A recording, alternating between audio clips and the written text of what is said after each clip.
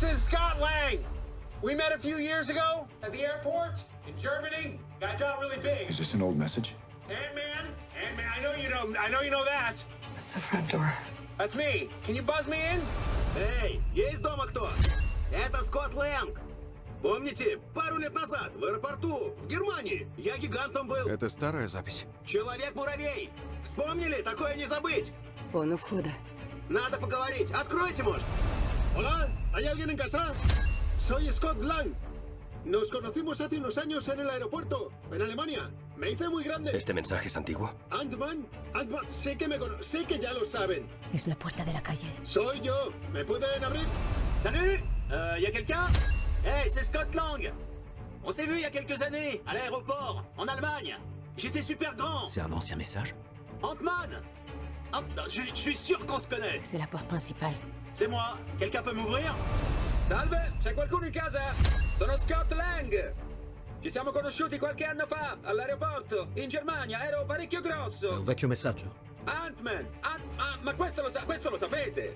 È al portone. Sono io. Mi aprite? Hi, ist jemand zu Hause? Hier ist Scott Lang. Wir haben uns vor ein paar Jahren getroffen auf dem Flughafen in Deutschland. Da bin ich ganz groß rausgekommen. Ist das eine alte Nachricht? Ant-Man. Ich weiß, ihr wisst das noch. Das ist die Vordertür. Das bin ich. Könnt ihr mich reinlassen? Hey, є хто вдома? Це Скотт Ленг. Зустрічались кілька років тому на литовищі у Німеччині. Я тоді був більшим. Це що, старий запис? Людина Мураха. Мураха, ну ти в курсі, ти ж знаєш, хто я. Ні, він біля дверей. Кеп, ти пустиш чи ні? Aho, van itthon valaki? Scott Lang vagyok. Pár éve találkoztunk a reptéren, Németországban, amikor óriásira nőttem. Ez egy régi üzenet. A hangya, ezt biztos nem felejtette el. A kapuban áll. Én vagyok, beengedne?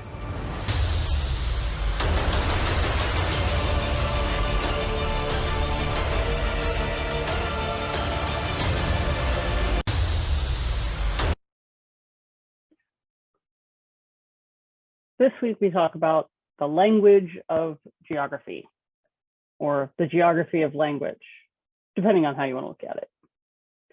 So language is at the heart of culture, and culture is the glue of society. So without language, culture could not be transmitted from one generation to the next. Just as language can unite a nation, it can also act as a divider. When a people's language is threatened, the response is often very passionate and protective. So language is central to daily human existence. It is the principal means by which we conduct our social lives at home, in our neighborhood, at work, at school, and when we recreate. It's the tool we use to plan our lives, remember our past, and express our cultural identity. We create meaning when we talk on the cell phone, send an email message, read a newspaper, interpret a graph or a chart. And many people conduct their social lives using only one language. Many others, however, rely on two languages in order to participate effectively in the community, get a job, obtain a college degree, enjoy relationships. We live in a discourse world that incorporates ways of speaking and reading and writing, but also integrates ways of behaving, interacting, thinking, and valuing. And language is embedded in cultural practices, and at the same time symbolizes cultural reality itself. To understand the nature of human language, one needs to approach the concept as a complex system of communication. An important distinction should be considered when using the term language. It can be viewed as an internal mental capacity, what we call lingua, as well as the external manifestation through speech, which we call parole. Think of language like chess. The linguas are the rules, which piece moves where and how, and the parole is the moves that individuals make or part of the group make in essentially how you play the game. So as human beings, we're able to produce and understand countless numbers of utterances, which are characterized by the use of grammatical elements such as words and phrases and sentences. With a limited number language forms, we can produce numerous utterances that can easily be understood by other members of our what we call speech community, those who share a similar cultural background and language knowledge. This underlying mental capacity is embodied in the concept that language is rule-governed creativity, operating at different grammatical levels in the formation of utterances or sentences. One aspect of language involves the use of the system to perform various functions, especially when we're face-to-face.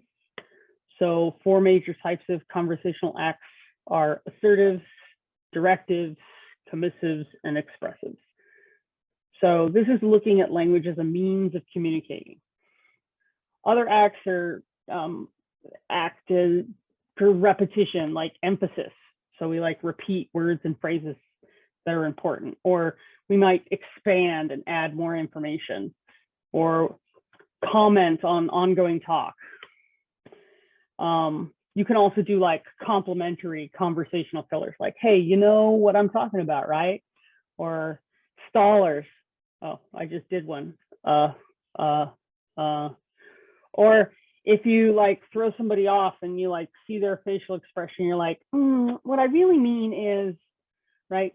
And so we have these ways of expressing and utilizing the language. Participants tend to follow culturally specific norms. So for example, you know, the first person greets, asks a question, apologizes, or bids farewell. And then the listener responds, and then, you know, whatever is necessary to kind of maintain the dialogue. So cultural norms specify what to say, what not to say. Oops.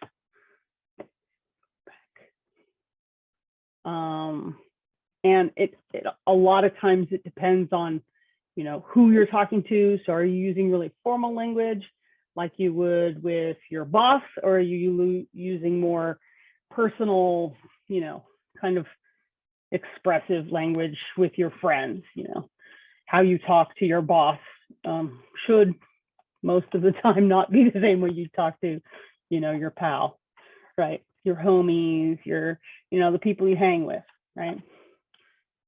And then it also may be influenced by your location. You know, are you at a political meeting? Are you at work? Are you at home? Are you at school? And then also, you know, language is used to kind of provide advice or complain. And so the topic of the conversation a lot of times is going to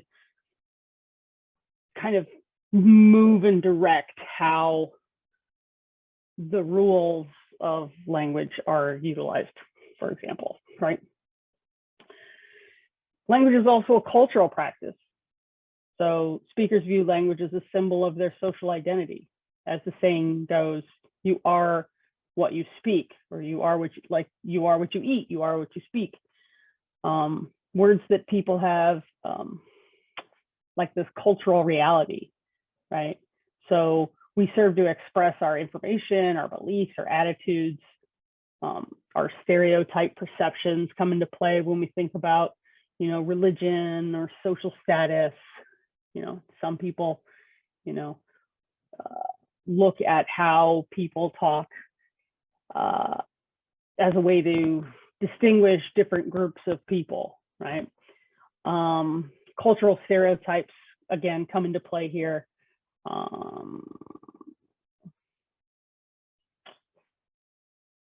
Like in geography, we like to kind of group people together. Like in geography, we think of regions, right? We talked about regions a few weeks ago. And when we talk about language, you know, there are these regions of language. So along with cultural beliefs about specific people, individuals manifest specific views regarding language themselves. For example, if you've ever seen the movie, what's the name of that movie? It's an old movie.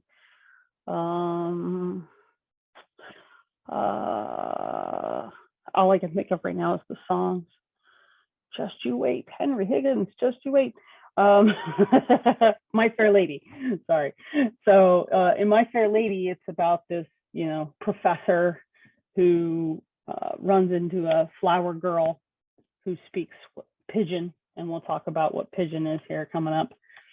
And he bets his friend that he can pass this person off as, you know, a lady in a certain period of time. So can you take somebody who is speaking Cockney in this particular case, which is a pidgin language, and teach them the more, English higher class way of talking. And then, so. We also make a lot of like judgments about language. For example, many people feel that Chinese is hard or difficult to learn, or that a particular language isn't really useful in society, right?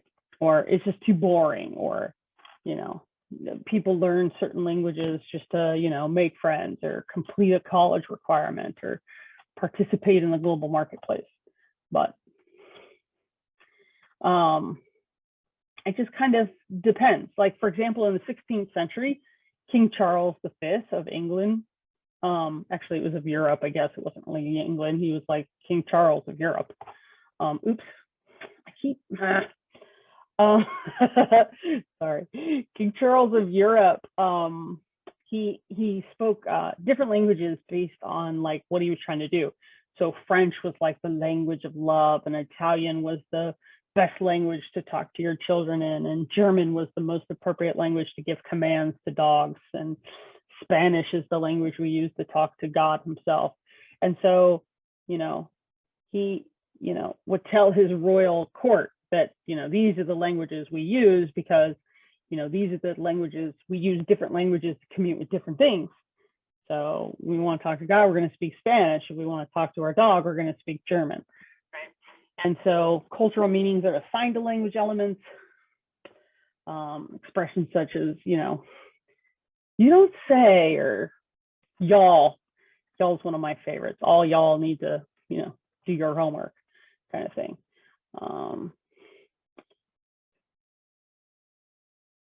And members in a particular speech group, which we'll talk a little bit about later, share a common social space and history. They have a similar system of standards for believing and evaluating and how they act based on their experience in the world within their particular like knowledge and like cultural group. We call that a cultural schemata. It helps us to kind of predict interactions and relationships regarding events and experiences. So schemata function as knowledge structures. They allow us to, perform cultural routines like eating breakfast or going shopping or planning a party or visiting friends. And we can also look at things that are called cultural scripts, which is like a metaphor is like the language of the theater. There are scripts that guide social behavior, and language is used everyday speaking situations. So when you go to a wedding, for example, you, because of the location and the occasion, you're going to be using different, words, greetings when you meet people. You're going to wear proper attire, all that good stuff, right? And then as you, get out of the wedding ceremony and now you're at the, post-wedding activities, the banquet, things like that, where people are eating and dancing and, making a fool of themselves, toasting because they've had too much, beverage. It kind of changes, and then that it allows us to go on to, because of the more festive celebration, we're going to use kind of more relaxed language. So, and that's going to vary based on, your cultural practice. So language, like other cultural phenomenon, has a inherent spatiality,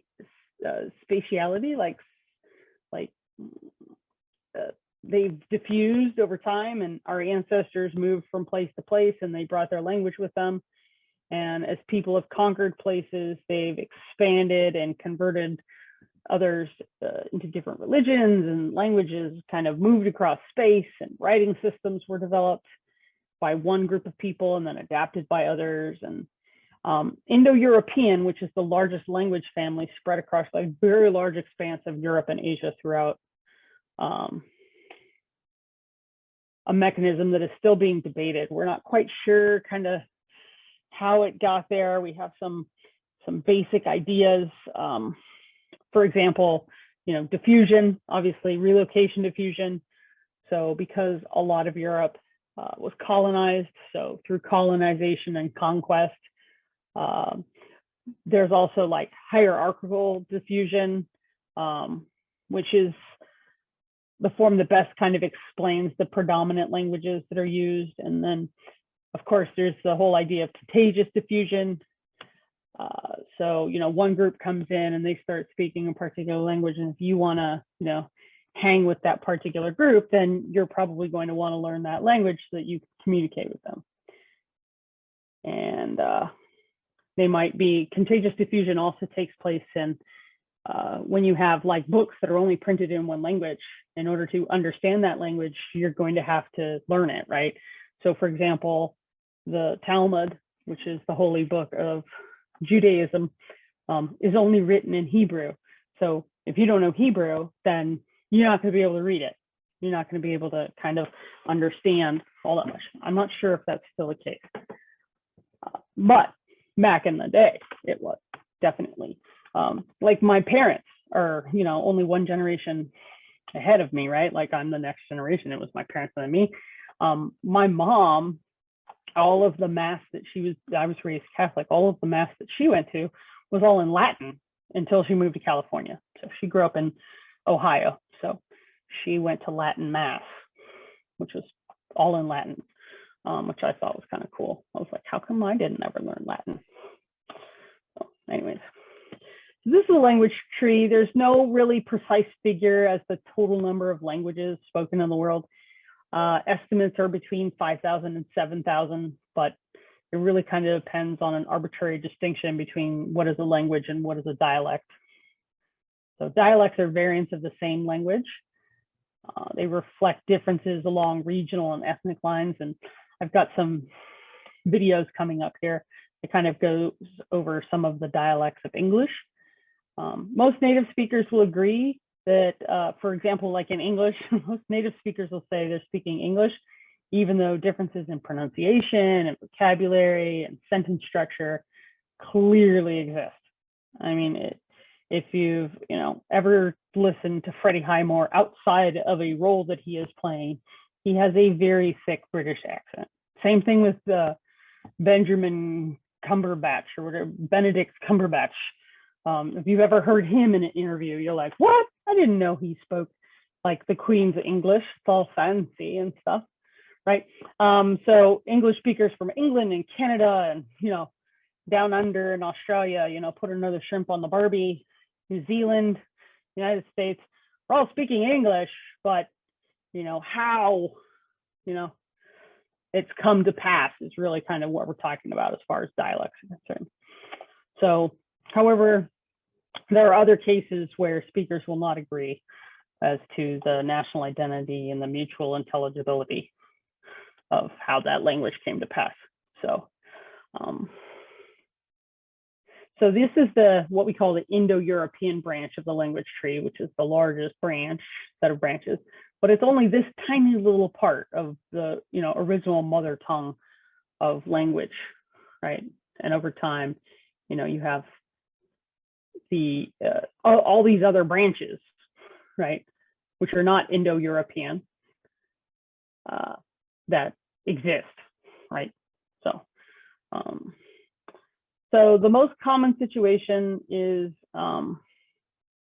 when similar spoken languages are mutually understandable, but for political or historical reasons, they are regarded as different languages. As the case with Scandinavian languages, like the Swedes and the Danes, or the people from Denmark, Danish, Norwegians, they can all communicate with each other in most instances, even though each group admits speaking a different language, Swedish, Danish, Norwegian, right, Icelandic.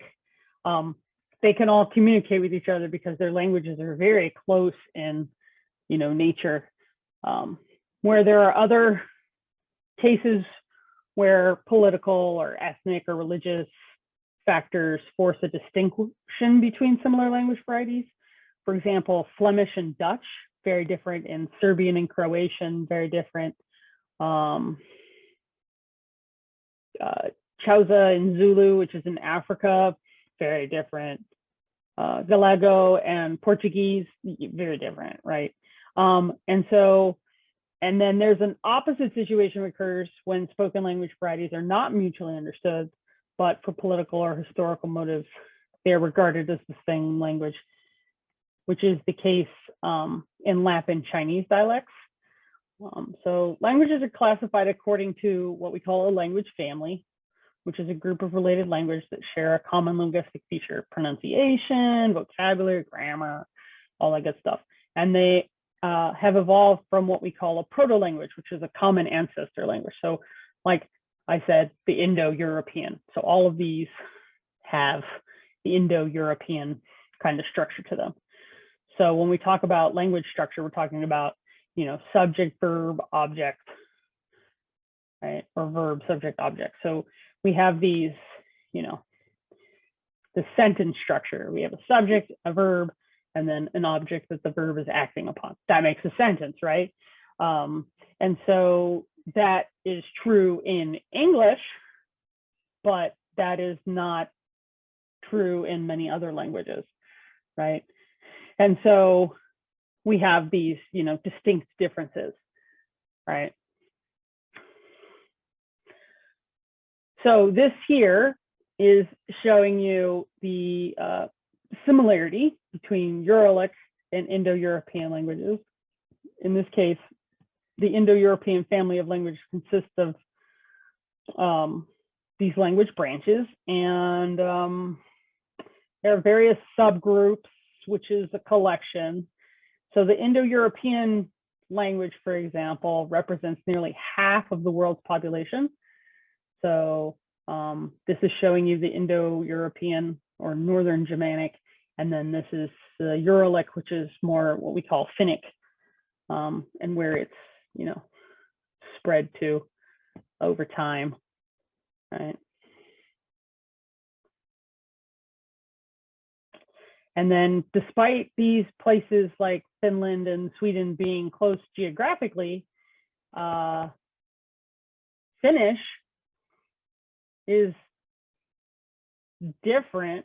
It belongs to Uralic versus Swedish, which is, right next door, or Danish or Norwegian. They belong a completely kind of different thing. So the Samis, which is a group of people in Norway. They're the reindeer people. I know that they raised reindeers. They still do, I think. Anyways, so they're in Scandinavia, and but although they're geographically close, their languages come from two different sources essentially. And then the European arm of the tree splits off into, Slavic and Germanic and Romance languages. And then the size of the leaves in this particular case indicate roughly how many people speak the language. So it's showing you the relative size of English along with its Germanic roots. So English and German and Dutch and Flemish all kind of have the similarity going on. The left side of the tree, if you remember the whole picture, really kind of looks at the Indo-Iranian languages. It shows the connection between Hindi and Urdu, as well as some regional Indian languages. And so this is what we call the world language map.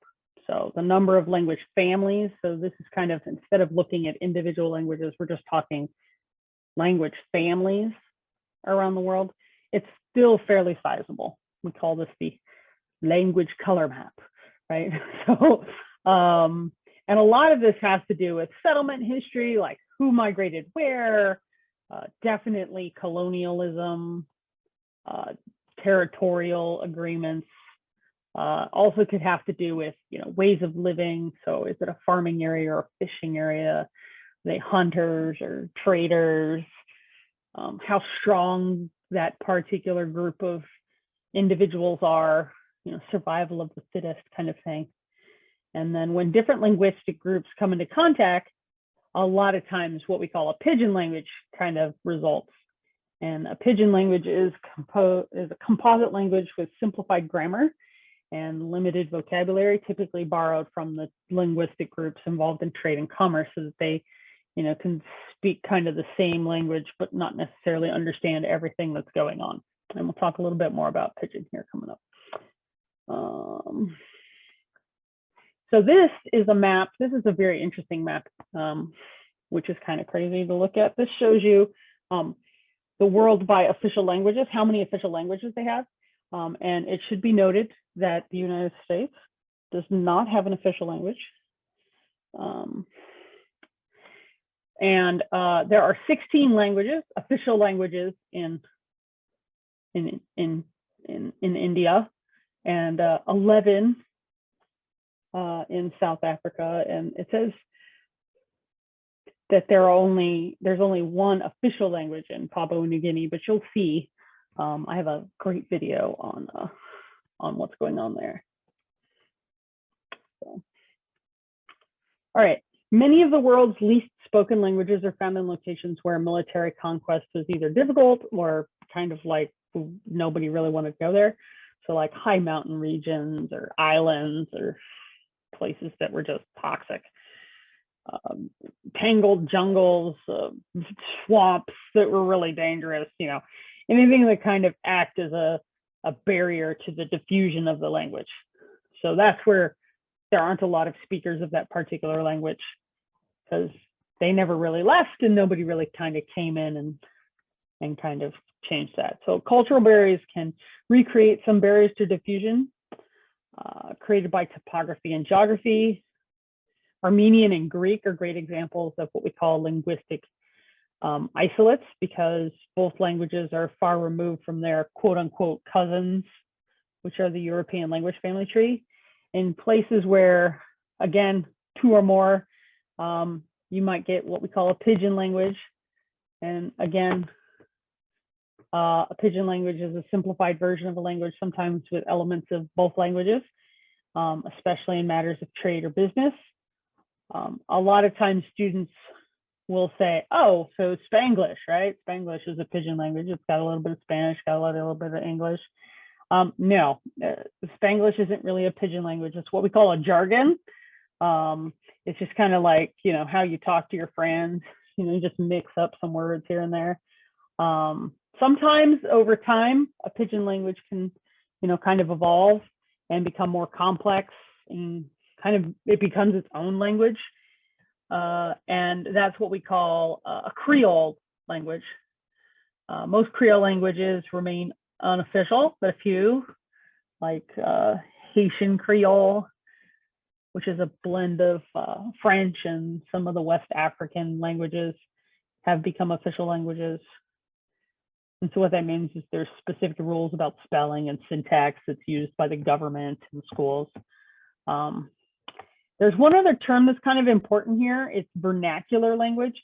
Remember when we talked about vernacular regions? Vernacular regions are regions that, like the South or Southern California, where we say it, you get an idea of what it is, but there's no real distinct boundary. Vernacular languages kind of describe everyday language, like slang, how we talk to each other, the urban dictionary type stuff. And it's different from the official language. It's really how we talk to each other, or how families talk to each other at home. It's kind of like, do you understand if you're outside of this little clique, what people are talking about? And so it includes slang and obscenities, or like the way doctors talk to each other is a type of vernacular language.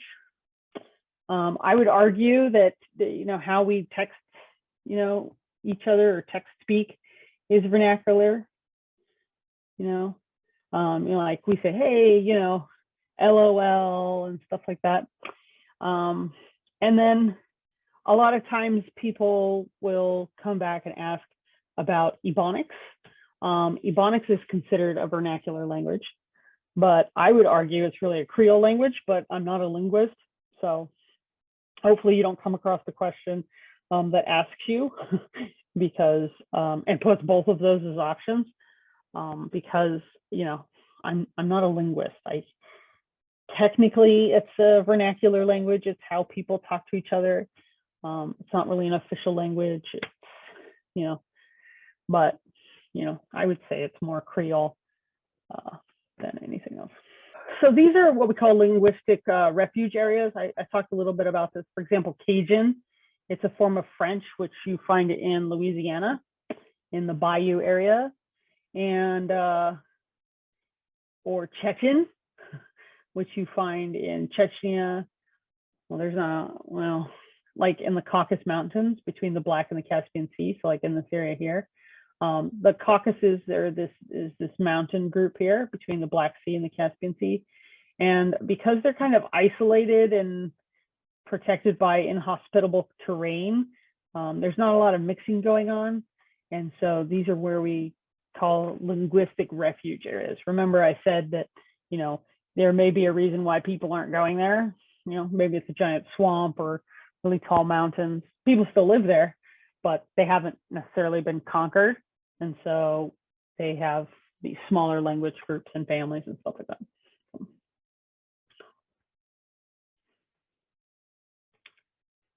Why did I go backwards? I don't know. This is showing you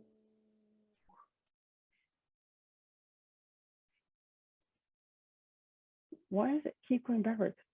Oh, language isolates. So these are, again, remember, refuges are those areas that are kind of set aside, and these isolates are these isolated languages that are kind of like islands of where they speak particular things. So you can see a lot of these pink ones are what we call isolates. There's some up here in Oregon and out here in Arizona, New Mexico. The Navajo Indians still speak a native language also. All right,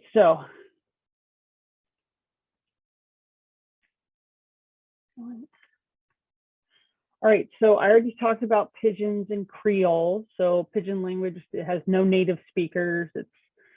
It's no one's first language, but it's a contact language. It's a language that you use when you first come in contact with people to try and get across what you're trying to ask for.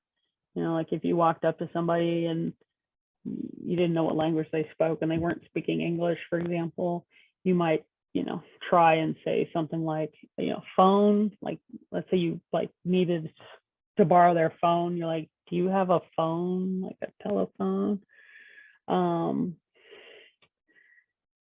Telephono, try and come up with something. I need to call emergency help, things like that. So these are some other words for pigeon. I thought it was funny that it had pigeons talking about pigeons. So it's a jargon or a vernacular region, be slang. Creole, I wouldn't say is another word. I mean, Creole is like an adopted pigeon language. It's like when it becomes like. All right, so let's look at this. So talk pigeon is an example of a pigeon language spoken in Papua New Guinea and derived mainly from English. So I challenge you, this is where Papua New Guinea is. It's a little red one there. And it may become a Creole language when the size of the vocabulary increases and the grammatical structure becomes a little more complex and children learn it as their language or mother tongue. But this is more the lingua franca, the one that most people use, but that doesn't mean that it's an official language. So let's listen to this gentleman tell us how to speak this pigeon language. Hi, aloha. My name is Matthew Yarrow. I am from Papua New Guinea, which is symbol little town in Mendi, Southern Islands Province. Name me Matthew, me belong Papua New Guinea, born lo Mendi, Southern Islands Province. Now me stop long here Lokona. All right, when you go to Papua New Guinea and if someone say, hi, how are you? And you want to ask someone, how are you doing? You can say, instead of say, what's up? You can say, hey, you're right. You're right. Or you make him one name. When you want to introduce yourself, you can say, Namblo me,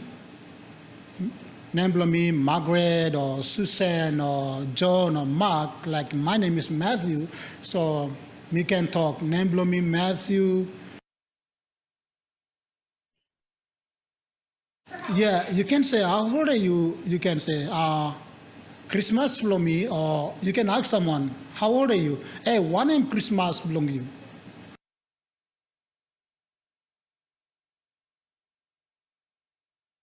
Well, when you pass by or go to the church or when you meet someone along your way, you can ask them, hey, friend, you go where? Or if they're walking, or if they say doing something, ask them about, okay, you make him one M. You make him one M. Or they will give you answer, okay, me go long house, or me go was, or was meaning like I'm going swim.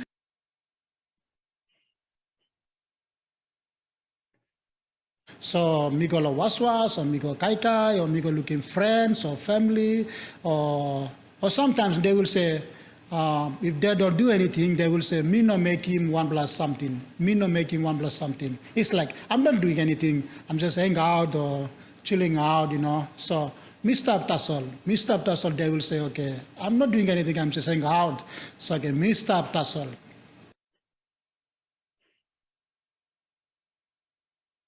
Me like him is like something that you want.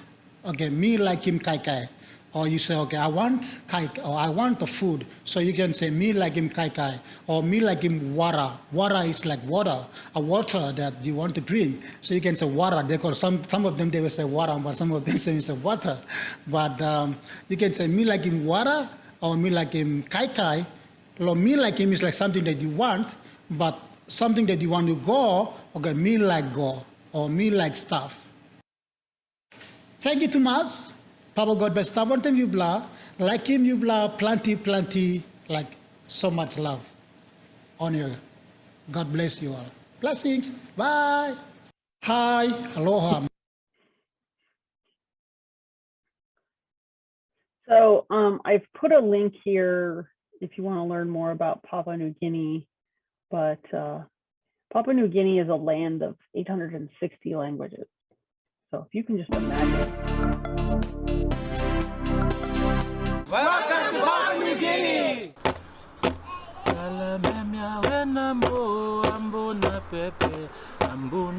Try to imagine a country the size of California with 1/6 the population and 860 uniquely spoken languages. That's Papua New Guinea in a nutshell. Guys, I've only been here for like 24 hours, but I'm loving it so far. It feels like I'm on another planet, and I can't wait to tell you all about it. Papua New Guinea is a nation of indigenous people. 97% of all land is tribal land. There are more than 860 distinct languages and ethnic groups in a population of 7 million people. That's one language for every 8,200 people. Thank you. Huh?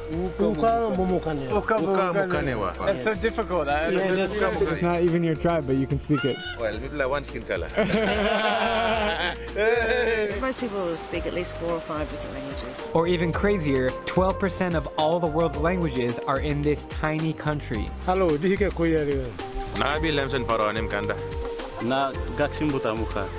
Mi Uksi. Not only is Papua New Guinea the most culturally and linguistically diverse nation on Earth, but it's also the most rural. 82% of people live in rural areas outside of cities like Port Moresby, and they're all so friendly.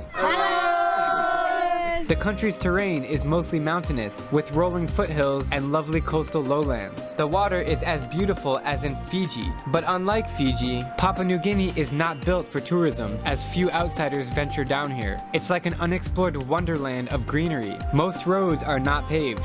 4x4 time. There are few hotels in town, and nothing else when you get out. It's just a wild adventure that I still cannot comprehend. But I came to wonder, how can you combine 1,000 tribes in a small country like this? How can they all get along without knowing each other or speaking each other's language? The answer is, it's not easy. In fact, it's a constant struggle that locals are facing today. It's challenging to bring together, all these different tribes. Family and clan lines are still, the priority for most people. And we do have traditional practice of tribal fighting, and it happens in our highlands regions very frequently. The tribal fight can go for years. Children are unable to go to school for that time, those kind of things. It's a big impediment to development in the country. I've already learned so much today about Papua New Guinea, and it's only getting started.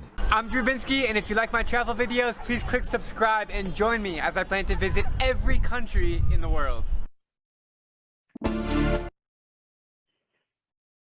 So, multi means many. You should know that. And lingualism means many languages. So we have monolingual states, a country in which only one language is spoken. And then we have multilingual states, a country in which more than one language is in use. Governments select language or languages to try and enhance communication in a multilingual state. English is the most common language spoken in the United States, and although it functions as the de facto official language, the US government is we have not set an official language in the US. There is no official language. Socially conservative politicians have passed laws in many places to try and make English the official language of the state, but the federal government has not. So we are a multilingual country, which in our particular case, our country is our state. India is another multilingual country. So talked about that. With increased globalization and interdependence among nations, English is rapidly acquiring the status of a lingua franca for much of the world. In Europe, Africa, India, and many other regions, English serves as the language that allows people to kind of communicate for commerce purposes. So, the linguistic consequences result in lots of people who must be bilingual, which of course you should know is the ability to use two languages with varying degrees of fluency to participate more fully in society. Some continents have more spoken languages than others. India leads with about 2,000 languages, and about 2,300, and Africa has about 2,100 or so. In the Pacific, all those Pacific islands, remember I said a lot of times you get isolated languages because there isn't a lot of intermixing, there isn't a lot of colonialism or conquering or imperialism kind of going into these places. So there's about 1,300 languages.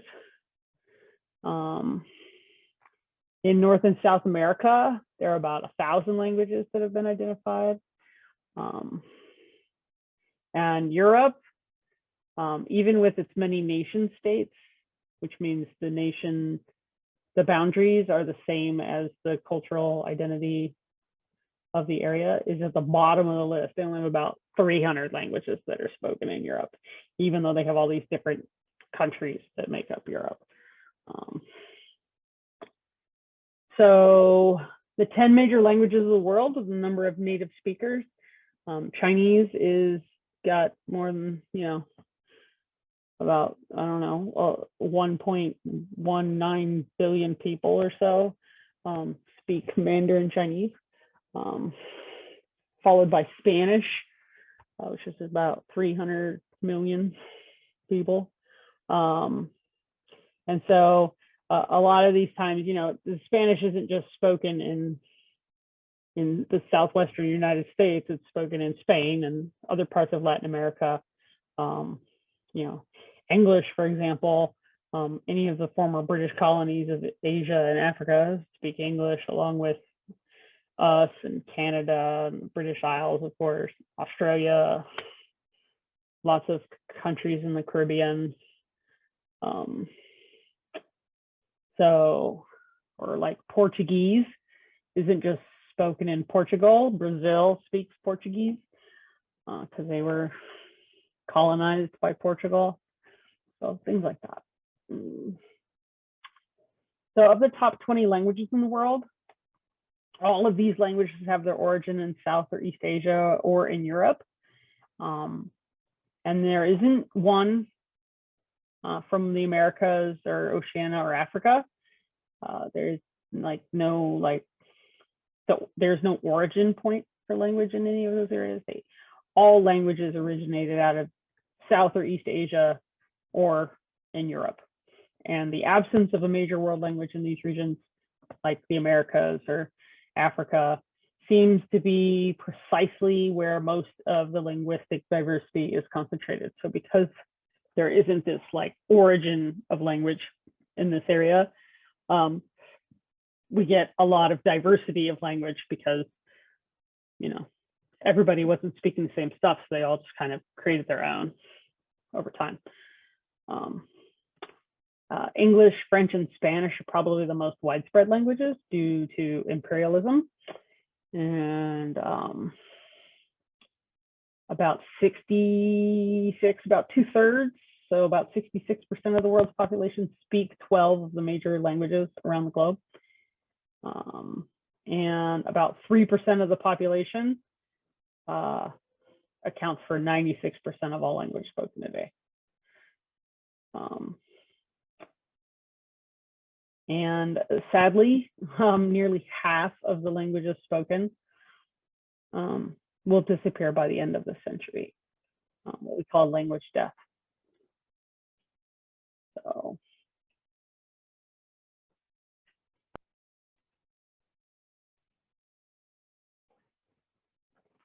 So many endangered languages, especially like in the US, are spoken by Native American groups who reside on reservations. So that's where you're going to see a lot of languages die. Also, a lot of languages being lost in like the Amazon rainforest and sub-Saharan Africa, Aboriginal parts of Australia, Southeast Asia, and the other thing that's important, English is used as an official language in like 35 countries in the world. Again, colonialism, imperialism, things like that. But English does not have the highest number of native speakers, but it is the world's most commonly studied language. So more people learn English than French, Spanish, Italian, Japanese, German, and Chinese combined, because a lot of times it's going to be that second language that people take. So I wanted to spend some time. So at the time of the American Revolution, there were 3 principal dialects of English. And so I want to show you this video on American accents. It's really fascinating stuff. Key vowel difference. The placement for that vowel sound in Pakya.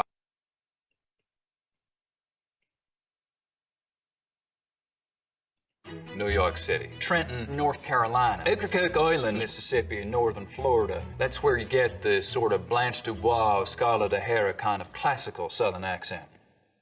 Hi, my name is Eric Singer. I'm a dialect coach. Today we're going to take a little tour of some of the different accents of English-speaking North America.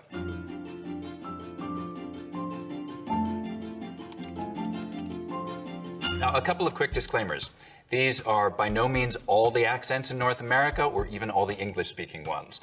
And not everyone from the same place sounds the same. Accents vary by socioeconomic background, generation, ethnicity, and race, and all kinds of individual factors. Because in a very real way, accent is identity. Different people from the same place have more or less localizable accents, and that usually has to do with identity too. Now, on some of our stops, we're going to be looking at some of the most distinctive and interesting local features, but it doesn't mean that everyone from there has that accent or has it to the same degree. I'm also going to have some linguists and language experts from around the continent join me today to lend their expertise in some of these areas. Hi, I'm Megan Figueroa. Hi, I'm Nicole. Peace. I'm Sun Michaud. Hi, I'm Kalina. Hi, I'm Imani Doran. One of the things you'll notice along the way is that accents often don't follow political boundaries, especially ones like state lines. They'll follow major geographical boundaries, things like mountains, for sure. But what regional accent differences mostly reflect is settlement patterns and contact. Historically isolated communities like Ocracoke Island in the Outer Banks of North Carolina, or the Sea Islands in the Lowcountry in Georgia, can have really distinctive speech ways. They've had the time and isolation necessary to diverge and develop them. That's the other thing that makes for accent variety: time. There's a lot more accent diversity in the British Isles, for example, where there are local populations that have been speaking English in their particular way for hundreds and hundreds of years. And there's more accent diversity on the east coast of the US than there is west of the Mississippi. It's been settled by English speakers longer. The first places English was spoken in North America were Roanoke, Jamestown, and of course, Plymouth, Massachusetts, where the Pilgrims landed in 1620. So let's start there. The Pilgrims spoke with what we call Rhodic accents, meaning they said all their R's. In fact, so did almost all English speakers in 1620, including the ones in England. That's right, a Southern English accent might have used to sound something like this. It was only in the late 18th century that fashionable young people in and around London started dropping their R's, and from there the trend spread to America. Now, north of Plymouth Rock, we have Harvard Yard, one of the places you might hear a Boston accent today. The stereotypical Boston accents, of course, are non-rhotic, meaning no R sounds in park your car in Harvard Yard. Let's all get in the car and head south down the coast now into Rhode Island. Traditional Rhode Island accents here are still non-rhotic, but there's a key vowel difference: the placement for that vowel sound in park your car in Harvard Yard. We call this the start vowel. In Boston, it's usually pretty fronted: park your car in Harvard Yard. In Rhode Island, it's back: park your car in Harvard Yard. Rhode Island accents were shaped by a lot of Irish and Italian immigration, just like New York City. So many accents. They don't vary by borough, by the way. That's a myth. I know you guys are going to tell me to forget about it, but I'm sorry. Sociolinguists have studied this really carefully, and there just really isn't any such thing as a specifically Brooklyn or specifically Bronx accent. There certainly are a lot of different New York City accents, but they vary by socioeconomic background and by ethnicity and other aspects of group belonging and identity, more than by neighborhood or by borough. They're historically non-rhotic, though that's changing some in the youngest generations for sure. Here's something fun most of them have in common. The tongue tip hits the teeth, or close to them, on TD and N sounds instead of, a little further back. So you can hear that in like this kind of New York City accent, tongue tip on the teeth, Times Square, New York City, and this kind of New York accent, 22nd Street, Times Square, Dumbo, taxis, traffic, and so on. Okay. So you may have noticed that all of these accents I've talked about so far sound pretty white. I'm going to take a pause here, and linguist Nicole Holliday is going to go a little deeper on African-American English varieties. My colleague Imani Doran is going to demonstrate some of those accents. Hi, I'm Nicole Holliday, and I'm a linguist. As we know, New York has all kinds of people in it. African-American English has a lot of shared features across regions because of its history. So Black people in Africa were kidnapped and brought to what is now the United States. At the time, they didn't all speak the same languages. They spoke multiple different African languages. And those languages came into contact not only with each other, but those languages were also coming into contact with the English spoken by the colonizers. This created a situation where there was a really unusual learning exposure to English, right? So there are all of these languages in contact with each other. And for economic and survival reasons, the enslaved people had to, in some ways, acquire English. But the English that they were acquiring was not like what you learn in the classroom, right? It was under this really unusual situation of acquisition. So some of the features that we see in modern African-American English are a result of this contact between the African languages as well as the English spoken by colonizers, and those features have persisted over generations. After slavery was legally ended, the majority of African Americans remained in the South but experienced really extreme segregation. This led to different varieties of English being spoken in Black and white communities within the South, and even as they moved north during the Great Migration. Nicole, how did the Great Migration influence accents? The English that we see today spoken by African Americans has some features that have persisted throughout generations. TH stopping, so that might be using something like a D sound for where you see a written TH, so dat for that. You can hear that in this clip. They said I could participate online. They said I could participate online. L vocalization, so that's an L turning into a vowel in a word like pool or pull, might sound something like pool or pull. He said that's cool, cool. That's cool. We also see consonant cluster simplification. If you have a series of consonants at the end of a word, you might see them turn into just one consonant. So in a word like west, you might hear it pronounced as west. It's been a minute, but she just left. She just left. And anything specific to New York? One feature common in New York City is what we call a raised vowel in words like thought and cloth. It sounds something like aw. Coffee without froth on top isn't coffee at all. So let's get it together. Okay, let's go back to Eric. Thank you, Nicole. And even that's just the tip of the iceberg for linguistic diversity in this incredibly diverse city. Around 50% of New Yorkers speak languages other than English at home. And for half of those, that language is Spanish. Megan Figueroa is here to tell us a little bit about one of those varieties, a variety linguists call New York Latino English. New York Latino English is heavily influenced by Puerto Rican Spanish and Dominican Spanish. One remarkable feature of this variety is a light L, the sound that you would find in a word like love, leaf. Right, so New York Latino English speakers have a particularly light L. You can hear that in this native speaker clip. I guess growing up, I know what it's like to not have a lie. I know what it's like to not have a lie. In contrast to the light L, when you produce the dark L, the back of your tongue bunches. So think about the words milk and pull. The lighter L was a feature of New York Latino English. But Latinx people are a very diverse group of people, and they speak a variety of varieties. We'll get to more of those later. Thank you, Megan. And this single feature is a good contrast with other New York accents, by the way, because most other New York accents have pretty dark L's. Lots of lemon lollipops, la. I like to lick 'em. So now, as we leave New York and head south into Jersey and towards Philadelphia, we cross a major dialect boundary, the on line. Now, north of this line, most people say on, rhymes with don. South of it, they say on, rhymes with dawn. Of course, this doesn't apply at all if you rhyme dawn and dawn, only if you have two distinct pronunciations.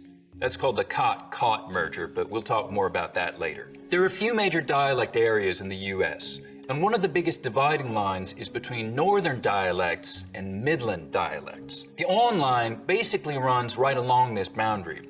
So as we cross over it somewhere around Trenton, we've crossed from the north to the Midlands, dialect-wise. Now, another thing that starts to happen as we get down towards Philly is that the goat diphthong starts to move forwards in the mouth.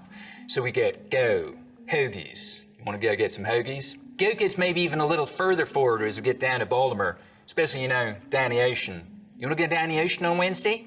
Let's make a quick stop in DC, where Nicole has some really interesting stuff on the prosody of local African American speakers.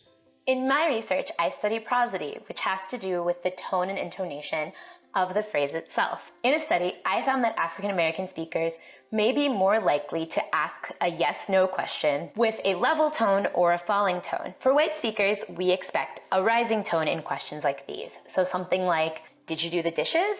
But African American speakers may be more likely to say something like, did you do the dishes? Another feature that we see in DC, similar to New York, is the raised thought cloth vowel, that ah. This is a new feature in DC, and we think it's part of a pattern of DC varieties becoming more like northern cities as opposed to the south. You can hear that in this clip. Change is needed, but at what cost? At what cost? Okay, let's go back to Eric. Now we take a quick detour over to Pittsburgh. Yous are the only people in all of North America that smooths the mouth diphthong, except for maybe Chicago sometimes. Now, smoothing is when you take a diphthong, like ow, and smooth it out so it's just one sound, ah. Just like we have price smoothing in much of the South, so that I smooths out to just ah, price. Same thing here, except with the mouth vowel smoothing out to a long ah sound. Yins want to meet downtown, go shopping for catches? Heading back over to the Delmarva Peninsula, as we head down into Virginia, we get something different happening with that same mouth diphthong. Here it's going to sound like oat, mouth, house. So it's not smoothing out here, it's raising. The tongue starts a little higher up. So as you can see, there's a variety of accents and dialects that we could talk about just here in the United States. And this is only half of this one video, and there's 2 parts. So just saying. New York City. So language diversity existed in what is now the United States long before the arrival of Europeans. Americans speak over 400 languages. About 150 of those are indigenous to American soil. Spanish is spoken by about 12% of the population at home, probably making the United States the 2nd largest Spanish-speaking country in the world. It's also worth noting that the oldest Spanish settlement in the US predates the oldest English colony by about 40 years. And of course, Spanish settlements were predated by American Indians by millennia, by like thousands of years. So it is estimated that there are between 500 and 1,000 Native American languages spoken around the 15th century, and that there was widespread language contact and bilingualism among the Indian nations. But with the arrival of the Europeans, the 7 colonial languages established themselves in different regions of this territory. So English along the eastern seaboard, Atlantic coast Spanish in the south from Florida to California, French in Louisiana. You've got like French in like Maine, in northern Maine, German in Pennsylvania, Dutch in New York, like New Amsterdam, hence the Dutch part. Russian, sorry, not Russia, was spoken in Alaska. Russian was spoken in Alaska. And Dutch and Swedish and Russian survived for a very short period of time, but the other 4, German, French, Spanish, obviously, continue to be spoken into the present day.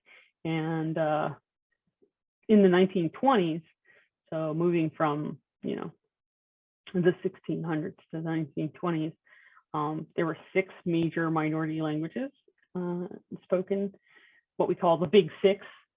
So German, Italian, Polish, Yiddish, Spanish, French. German, Italian, Polish, Yiddish, Spanish, French, yes. And of the 6 minority languages, only Spanish and French have shown any growth over time. So Spanish because of the continued immigration, and French because of increased language consciousness among individuals from Louisiana and the Franco-Americans in the Northeast. In 2015, the census for the US revealed a valuable amount of geographic information regarding the top 10 states with the extensive language density.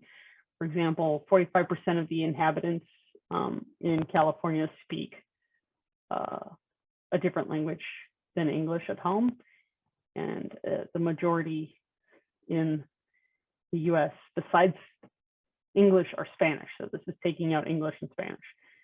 So you should know that Spanish is definitely the most commonly spoken language at home in California. But if you get rid of Spanish and English in all these places, these are what you would find. So Arabic, Hmong, and things like that. So just a fascinating map, in my opinion.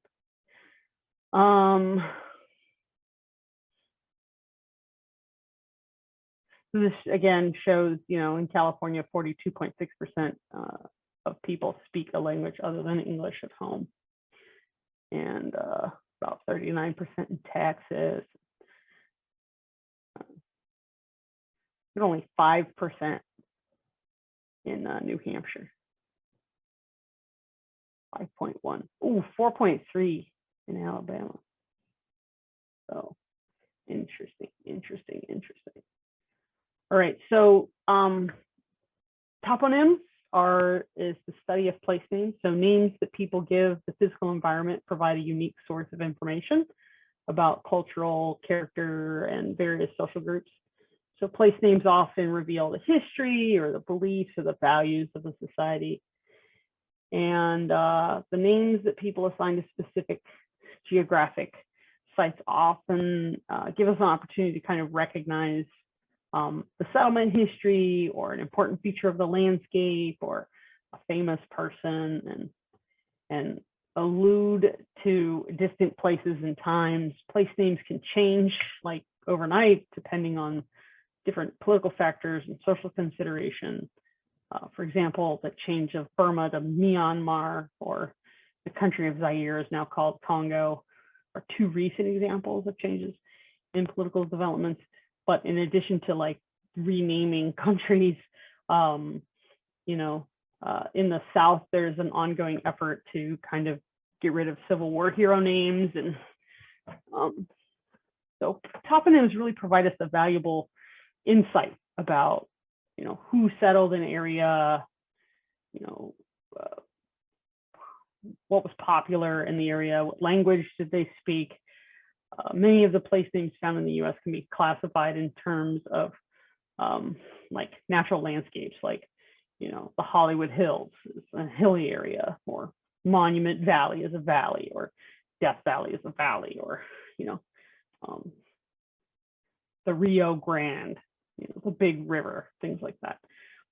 Maybe it's an urbanized area, so we have like Williamsburg. Burke's just another name for a town, or Chattanooga, Martin Luther King Jr. Drive, or Ponce de Leon Avenue down in Louisiana. Or it could be a directional place name, like, you know, West Virginia or North Carolina or South Carolina, I guess, or I already said that, didn't I?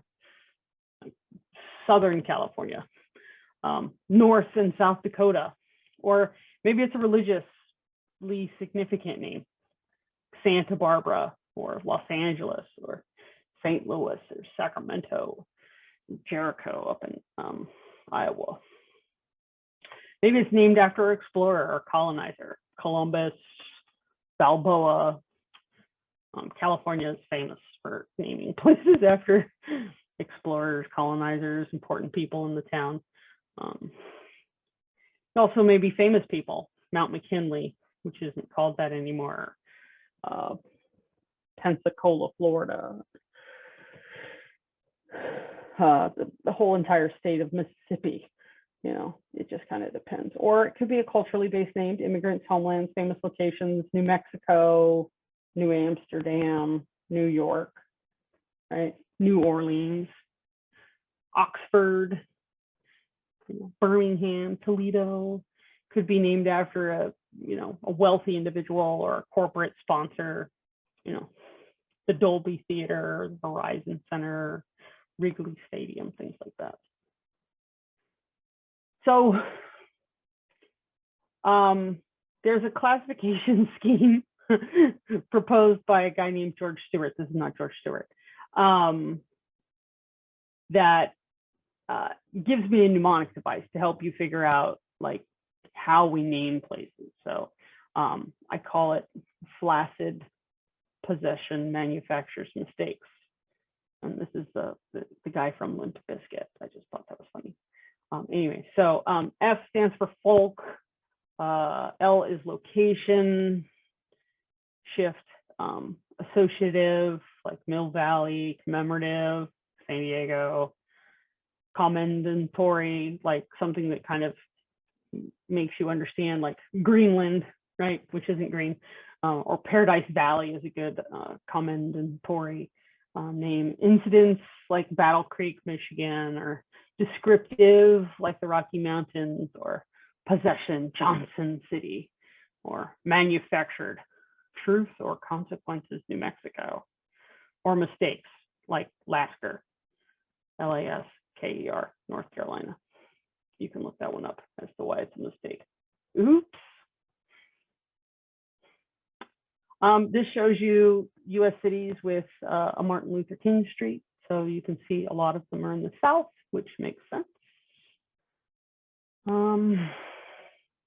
Another place that we use language is commercial advertisements. It occupies a noticeable expanse of cultural landscape and individual text. How we, kind of arrange and put together specific language forms is designed to promote or sell a product. Like, just do it, right? A lot of times you'll get like music and visual depictions. It can also be, have a lot of like paralanguage gestures, voice quality, facial expressions. The milk commercial with the mustache. You ever remember those? Or where's the beef from Wendy's? You see an ad, but language difference could have a crucial part in sales. General Motors, for example, needed to change the name of the Chevy Nova. So it did really well here in the States, but in Spanish, Nova means no go. So they, sent it to Mexico, and they're like, why isn't this car selling? It's such a great car. It's doing really great here in the States. What's going on? And everybody's like, duh, don't you know, Nova means no go. So they changed the name to Caribe, and sales took off. And so advertisement itself, though, brings up several, concerns. Who is communicating? Whom are they communicating with? Why are they doing it? Are they trying to persuade you to buy something that you don't need? And, what kind of advertisement are we going to use? Are we going to use like a print ad? Are we going to use like an ad in the Super Bowl? Things like that. So I'm going to show you this this ad from Honda, which I think kind of gets at the language idea. Ideas are nothing until we make them real.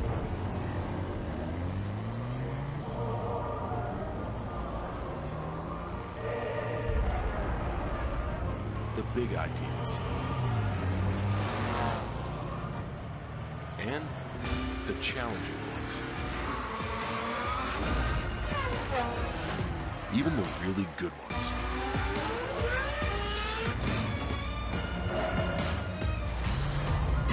They all take work, passion, perseverance, and the determination to make them better than the ones before. Everything we've ever done is nothing compared to what we imagine for the future. Honda, the power of dreams. It's really powerful. It's using tangible items. It's going all the way back to their history. It's, it's showing all of the various products, the fast and the noise and the just exudes like, oh my gosh, there's like a lot of like chutzpah, right?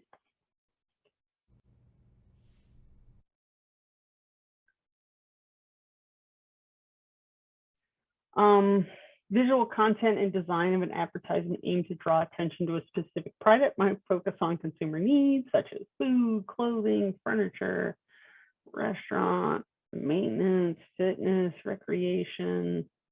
And the style often tends to be positive, emphasizing its uniqueness. I remember this campaign from Carl's Jr. The tagline was, if it doesn't get all over the place, it doesn't belong in your face. They called these I want to say they were called the slut ads, but it may have been called the smut ads. But they had these scantily clad women eating Carl's Jr. burgers, and it just didn't go over very well. So I wanted to show you this clip. So this is showing you, I just let you watch it. Okay, class. If you're in the South, you say, hey, feller, give me a Bud Light. Hey, feller, give me a Bud Light. In New York, you say, hey, give me a Bud Light. You got a problem with that? Bud Light. You got a problem with that. In East LA, you say, give me a Bud Light, Holmes. Give me a Bud Light, Holmes. More importantly, if somebody asks you for a Bud Light, you say, don't speak English. Refreshingly smooth Bud Light. Always worth it. Bud Light? Bud Light. Bud Light. Bud Light.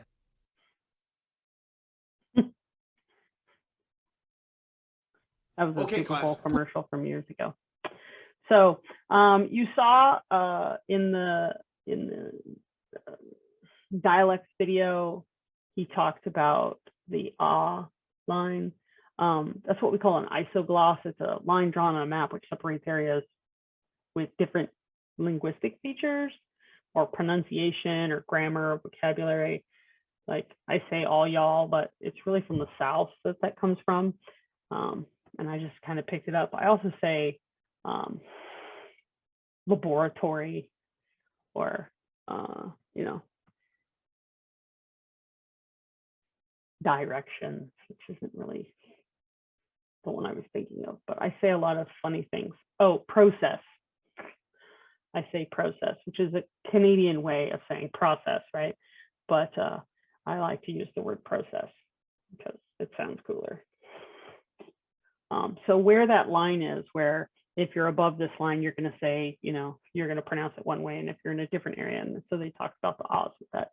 So here's an isogloss of what you call soda pop, like a carbonated beverage. So like here we call it a soda, like when you're just talking generally about a Coke or a Pepsi or a Mountain Dew. Hey, do you have a soda? Right? If you're in this area, you would just call it a Coke. Hey, can I get a Coke? Even when you mean like Sprite or 7-Up. If you're in this blue area, then you would call it a soda. If you're in the Midwest and Washington, apparently you would say a pop. I'd like to get a pop, which is what my dad was from South Dakota and my mom was from Ohio. So they always called it a pop. Hey, can I get a pop? I was like, sure, let me go get you one of those. I usually call it just a Coke. I need a Coke. So you could see in the Los Angeles region, we have all the little dots because we're an agglomeration of all these different areas. And so, you know, we have like people who've migrated from all over. And so just depending on where you go at the time, Las Vegas is another good one where the little dots, you know, kind of show you what they say. But anyways, and then this, I wanted to show you this. So this is language diversity at North Carolina State. And I wanted to show you some of the language diversity at this one college in North Carolina.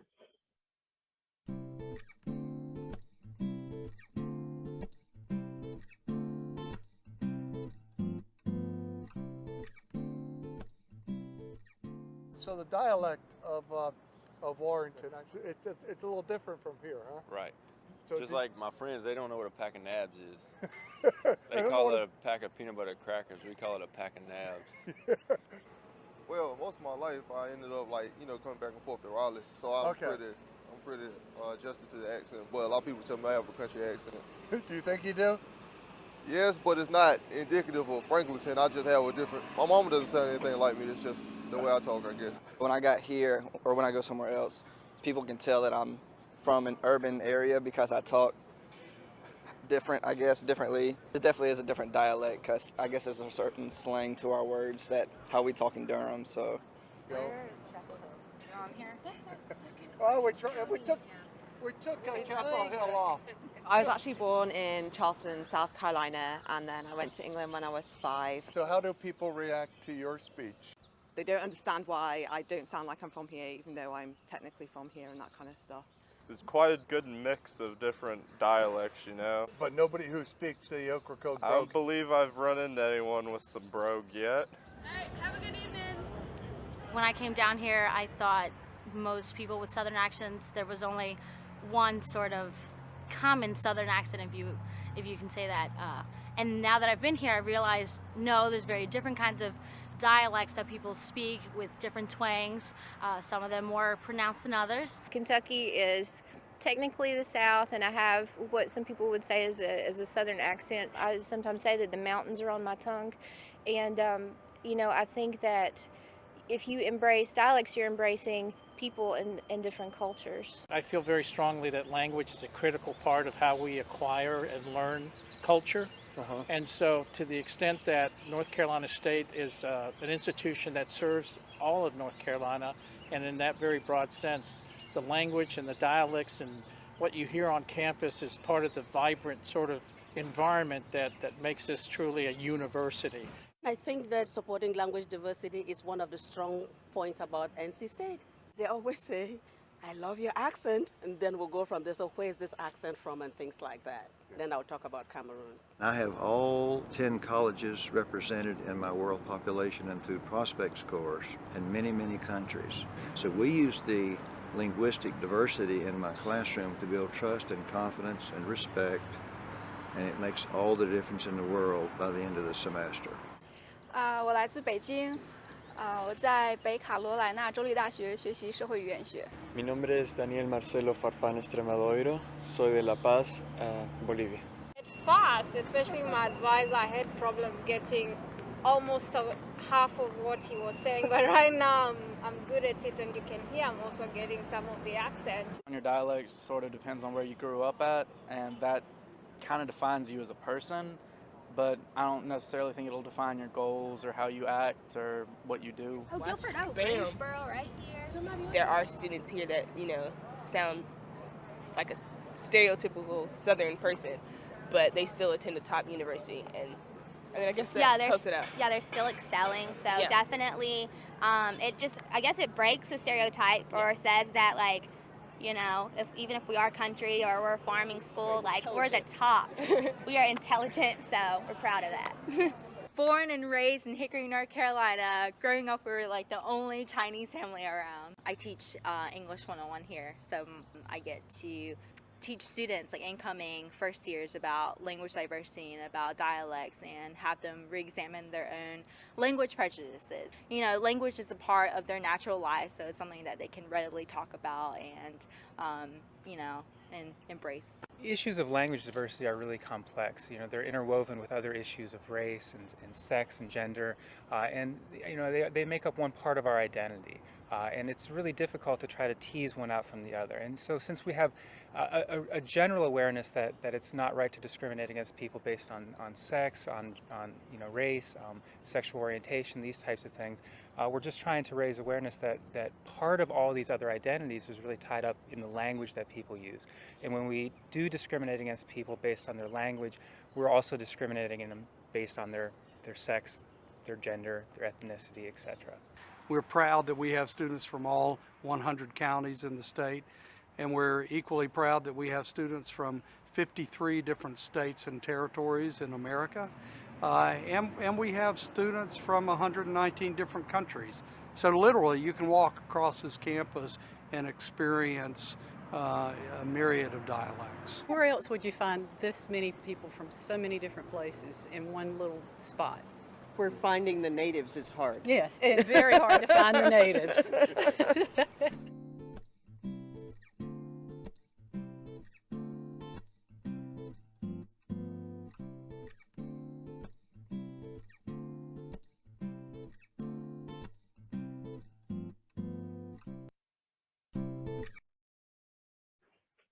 So few people realize that within the confines of the United States, there is spoken today a far greater variety of language than in the world of Europe. We can even go further. We might say safely that in California alone, there's a greater and more diverse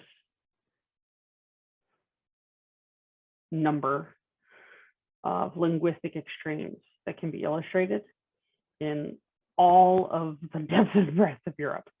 So right here in the state of California, we have more languages than in all of this you see in Europe. And so, fine. Have a good week, guys.